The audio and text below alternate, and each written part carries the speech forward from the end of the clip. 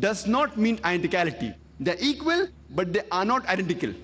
Allah subhanahu wa ta'ala, our creator, has made the men and women biologically different, physiologically different,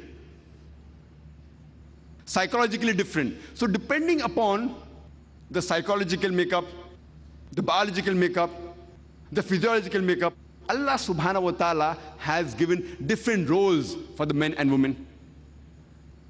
On many aspects, if you analyze, men and women, they're equal. In some aspects, the women have a degree of advantage. In some aspect, the men have a degree of advantage. But overall, they're equal.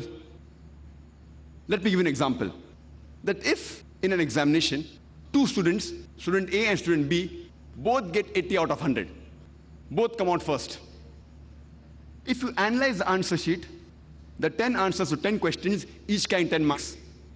In answer to question number 1, student A gets 9 out of 10, and student B gets 7 out of 10. So in answer to question number 1, student A has the degree of advantage over B. In answer to question number 2, student B gets 9 out of 10, and student A gets 10 out of 10. So in answer to question number 2, student B has the degree of advantage over student A. In all the remaining 8 answers, both get 8 out of 10. So if you add up, both get 80 out of 100. Overall, they're equal. But answer to question number 1, student A has the degree of advantage. In answer to question number 2, student B has the degree of advantage. Similarly, men and women in Islam, overall, they're equal. In some aspects, the women have a degree of advantage. In some aspects, the men have a degree of advantage. For example, it's mentioned in Sahih Bukhari, volume number 8, in the book of Adab, chapter number 2, hadith number 2.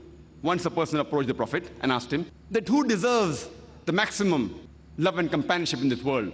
The Prophet said, your mother. The man asked, after that who? The Prophet repeated, your mother. The man asked, after that who? The Prophet again repeated, your mother. The man asked, after that who? Then the Prophet said, your father. That means 75%, 3/4 of the love and companionship of the children goes to the mother. 25%, 1/4 goes to the father. In short, the mother gets the gold medal. She gets the silver medal as well as the bronze medal. The father has to be satisfied with the mere consolation prize. So in this aspect, if we analyze, the women have a degree of advantage. Why? But natural, because our mothers, they bore us in the womb for 9 months. And the Prophet said, even if you give the mountain of gold for what the trouble they have taken for 9 months, you cannot compensate it. So because of that, when it comes to companionship of the children, the mother has a degree of advantage.